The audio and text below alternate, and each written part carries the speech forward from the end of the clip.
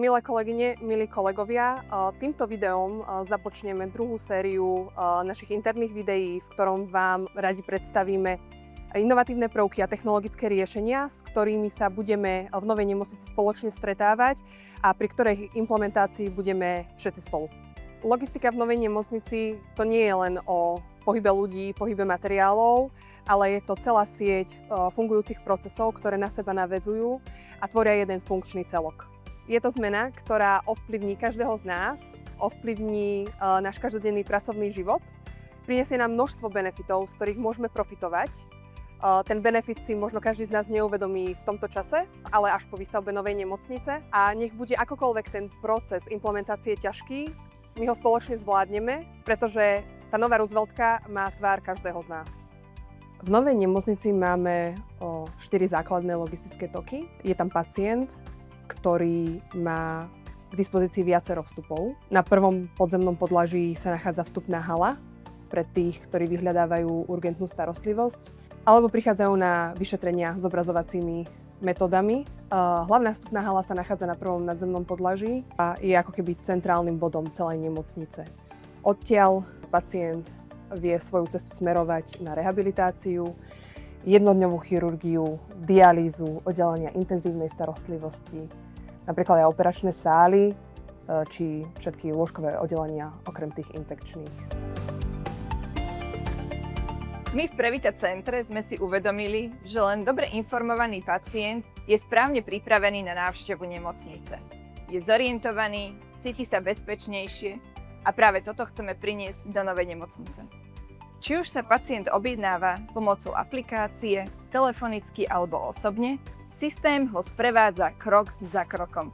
Nikdy v tom nie je sám. Vždy dostane jasné usmernenia, vďaka čomu príde pripravený a bez stresu. Pri príchode pacienta privítajú moderné nástroje. Registračný kiosk vytlačí lístok.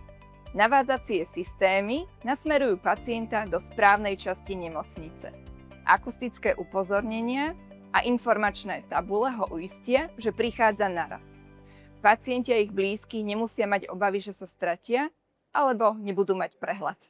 Naším cieľom je, aby pacienti a ich blízky sa dokázali zorientovať v nemocnici jednoducho, rýchlo a zrozumiteľne.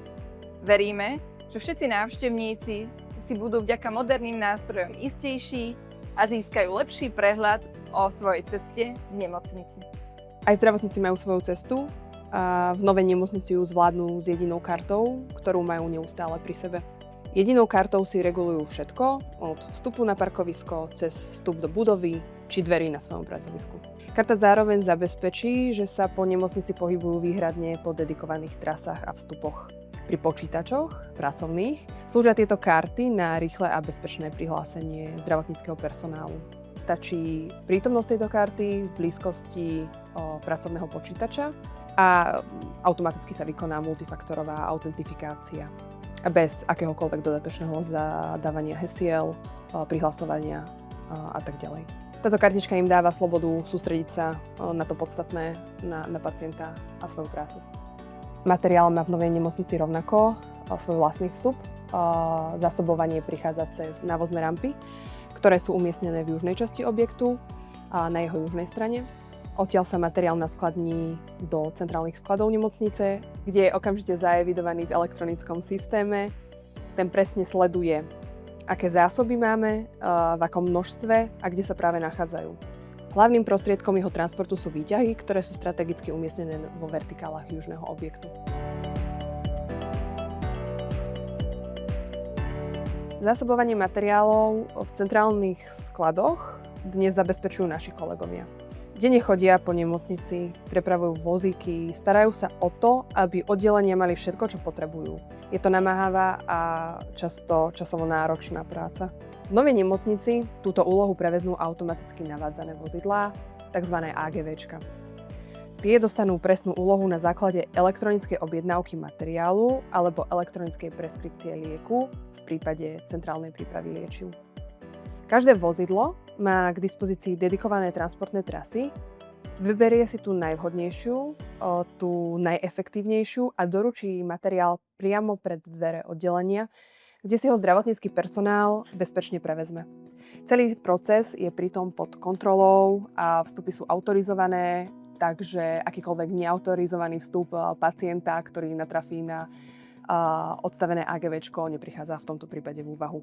Okrem špeciálneho zdravotníckeho materiálu sú významnou komoditou chirurgické nástroje. Sterilné chirurgické nástroje sú neoddeliteľnou súčasťou zdravotníckeho zariadenia každého. Centrálna sterilizácia tieto nástroje spracováva na základe požiadaviek jednotlivých oddelení, kliník alebo ambulancií ručne, na základe zostavených zoznamov alebo rôznych fotiek, a aby nám uľahčila nejakým spôsobom spracovať ich. Tento proces je zdĺhavý a vyžaduje veľkú pozornosť zamestnanca a sústredenosť. Preto občas dochádza aj k nejakým tým pochybeniam alebo nezrovnalostiam. V novej nemocnici prejde k významnej zmene trasovania chirurgických nástrojov. Každý nástroj bude mať v sebe zabudovaný čip aj s kódom, ktorý bude vedieť nám povedať, na ktorom mieste sa ktorý nástroj nachádza alebo do ktorej sady nástrojov patrí alebo bude patriť. Dnes transport odobratého biologického materiálu je v niektorých prípadoch zabezpečený pomocou potrubnej pošty, v iných prípadoch sa vzorky doručujú priamo na príjem centrálneho laboratórneho komplexu. Nová nemocnica bude disponovať systémom potrubnej pošty Summersberger, ktorý bude mať dve nezávislé linky, jeden dedikovaný priamo na biologickú liečbu a cytostatika, druhú na biologický materiál a krv. Každé jedno oddelenie novej nemocnice bude disponovať stanicou potrubnej pošty, aby sme zaistili čo najrýchlejší a najefektívnejší presun materiálu. Nový laboratórny komplex bude disponovať automatickou vykladkou, čím sa zníži manuálna manipulácia na minimum.